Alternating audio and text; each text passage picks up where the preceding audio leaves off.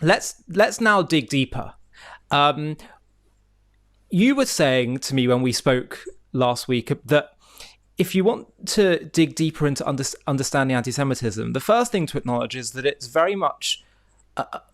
much more of a Western issue, because the East seem, and that's something we could talk about as well, I think, later. But you were saying how if you look at every Western moral story, in some way it touches on Jewish ideas and was inspired often directly by Jewish messages, and that has to affect things. And you said whether it's Christianity, communism, even Nazism, it's all that. Can you elaborate on what you meant by that and why that starts to touch on these deeper underpinnings? Yeah, sure. So I think let's make a few points here. First of all, when somebody hates somebody, they will always see them as evil, right? If you hate anybody in the world, you hate people who hate their ex-spouses, or they hate their ex-business partners, or a rival at work, or anything, their brain starts to prosecute them and see them as completely evil. And I think people don't understand that where their hatred of Israel really comes from, and they haven't throughout history. So what they do is they try to quickly justify, can we paint Israel in the most demonic language that would justify my hatred, right? And that's why, by the way, before this conflict, you see almost everyone shrieking and screaming about Israel now hated Israel before.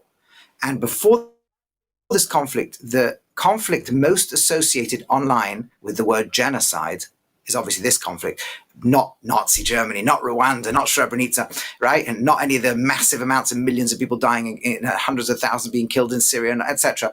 No, it's this conflict. But the one before this conflict was Israel's fight against Gaza in May 2021, where the sum total of people who died was under 300. Right, most of them Hamas fighters, but people were still on the street. You had 300,000 people on the streets of London.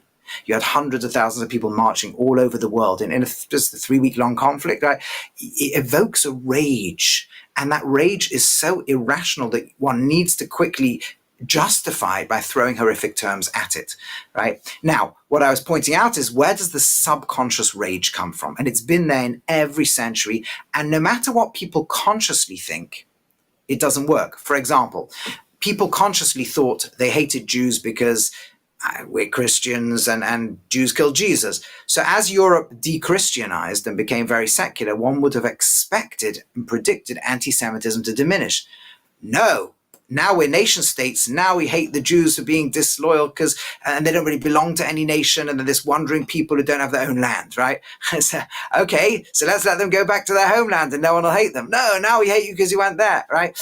Or when Jews were were, let's say, moneylenders in Europe. Oh, we hate you because you're moneylenders. And you can understand moneylenders go knocking on the doors of poor people, and poor people have to pay interest, and it's terrible. Why were Jews moneylenders? Typically because they were banned from anything else, right? Christian society needed moneylenders. They couldn't lend with interest, so they forced the Jews to, right? So, okay, but we hate them, right? So as the Jews stopped being the moneylenders, and now it's mostly Italian banking families, anti-Semitism ends, hatred of banking families goes up. No. Now we hate all those people sitting in ghettos who are draining society and spreading diseases. Okay, so the Jew comes out of the ghetto. Now you're going to be free equals. No, now you're running the world, right? Now you're mixing with our blood, right? Etc., etc., etc. It's different because you're different. That wasn't a classical one. You look different. So German Jewry had the solution in the 19th and early 20th century. Stop looking different. Take this off. Call yourself Friedrich and Heinrich, and speak fluent German and be in this. No, now we hate you because you're polluting our blood. So there's a subconscious set of drivers. And then people are looking for excuses. I've got to justify why I hate, but I don't know why I hate. And I think, and by the way, one should also point out very strongly that there are always many people who love Jews too, right? This anti-Semitism is never universal. It's parts of society, the more dark and depraved and self-hating and deeply angry parts really hate Jews, and other parts of societies are always Philo-Semitic and very positive and supportive and loving to this day. But in the dark recesses of the energy that drives the hatred of the Jew, that then desperately searches for justification, must lie much deeper issues. And one of the issues is, I think in the end, there's very spiritual issues too. But even on a natural level, the point I was making is, all these moral movements that dominate the certainly Western and Near Eastern world, if you look at their origin stories, they involve Jews. If I'm a Christian, if someone's a Christian, a viewer is a Christian here, right? And they look at their origin story, the Old Testament and New Testament, both of them are stories about Jews, right? Now, you can develop that in two directions. There's a philo-Jewish way of developing that story and say, look, they're God's chosen people and he gave them the law, but then they didn't live up to it properly, or they did live up to it, or their values are still there and we're now spreading them to all the other nations of the world. And you could see a relationship between who the Christian is today and the Jewish people. They could see themselves as Judeo-Christian. They could see it like a tree and they're branching it further afield, maybe not as intensely as the Torah, but its fundamental values. And they could feel a very deep resonance, connection, and love, right?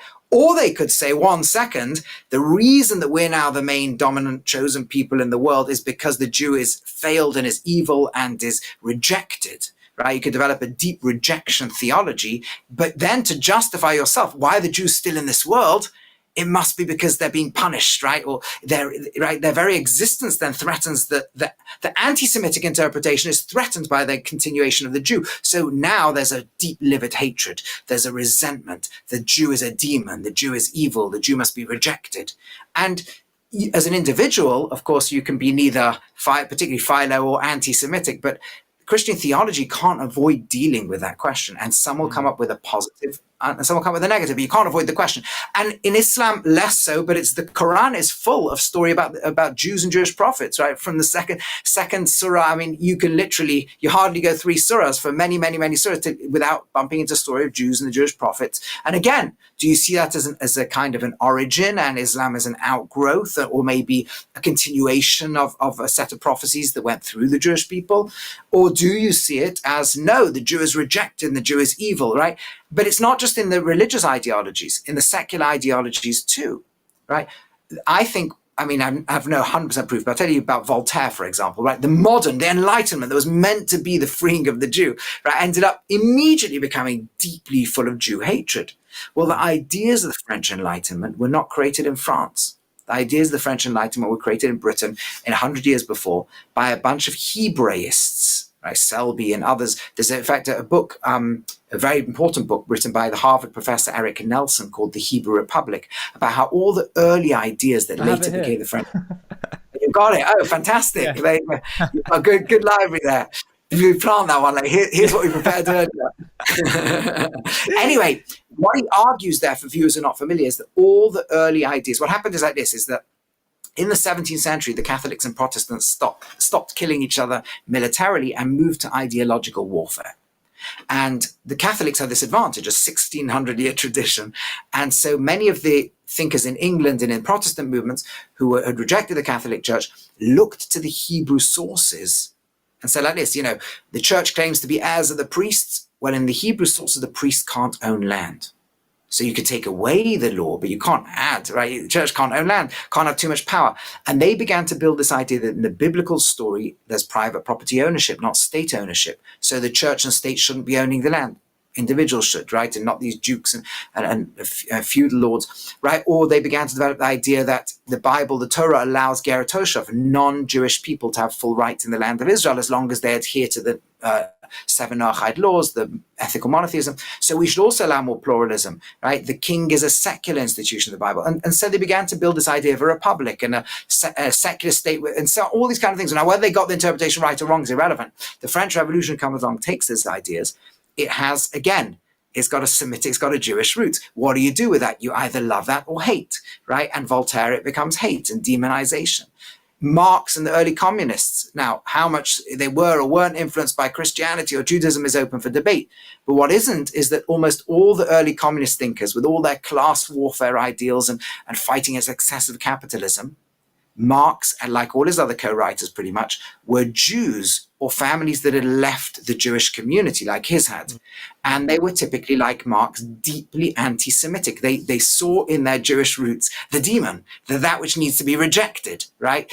And so again and again, in each ideology that on the one hand is spreading ideals that go back to Judeo-Christian or Jewish roots or Islamic and Jewish roots, these ideals that are flowing through these groups, the groups either develop a love for the origin and root of them, or develop a hatred, right? Either way, it's much, much deeper than the normal love or hate for other groups.